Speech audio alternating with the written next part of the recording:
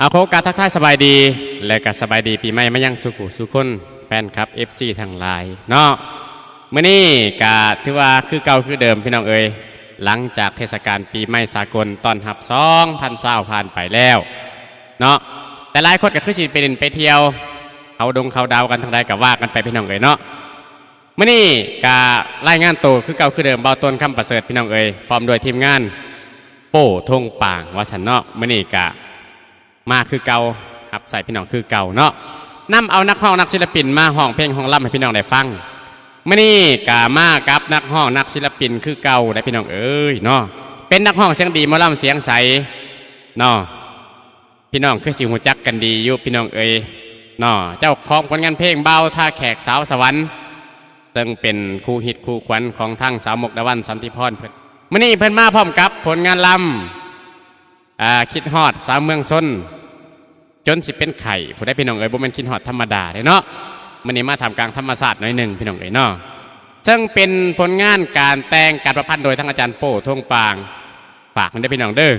เนาะฝากติดตามกดไลค์กดแชร์ผลงานล่ำก่อนนี่ให้มันดังไปอีกพี่น้องเอ๋ยเนาะมันจังมวนเนาะ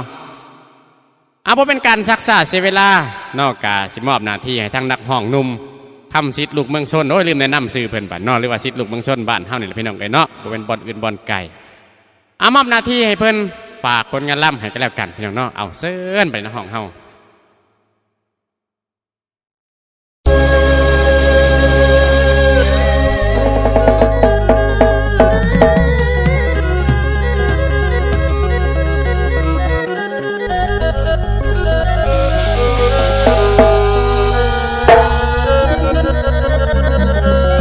เห็นเมฆาสลัวฟ้าพาอุลายมองมนคิดนอสาวเมืองสนคนเคยฝากหักไว้ใจเจ้าเป็นจังใดได้น้อเจ้าบ่บ่าวบ้านไก่คิดฮอดหลายจนเป็นไข่แนมเห็นแม่โคไลลอยล่องไปเมืองอุ่นหัวใจสายแห้งว่าวุ่นคิดถึงน้องเม่นบ่หายคนทั้งหลายเพื่อนนั้นให้ยามเอาพี่แม่นลงป่าสายนี้นามานั่งให้น้ำนองผู้บ่ตายก็แม่นสาย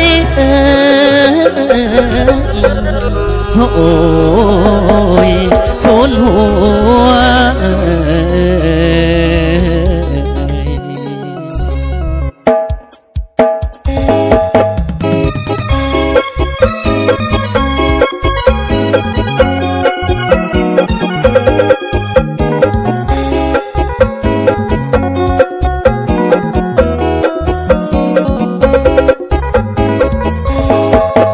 เมืองโซน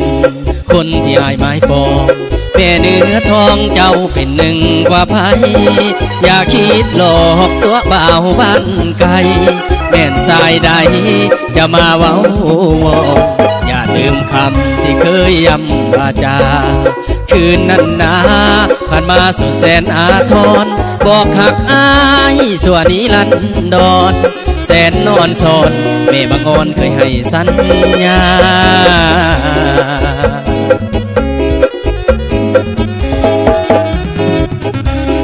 ลา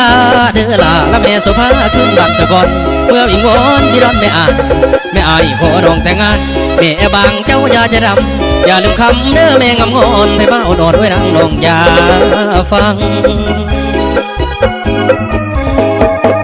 อายห่างแต่เพียงกายยา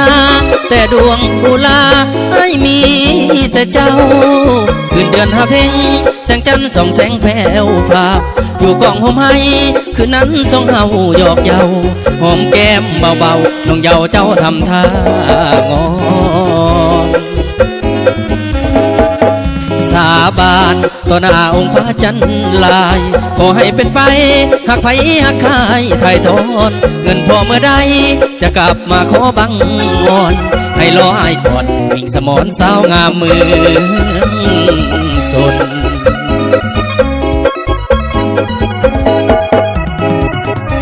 สู่ทนหาเงินมามัน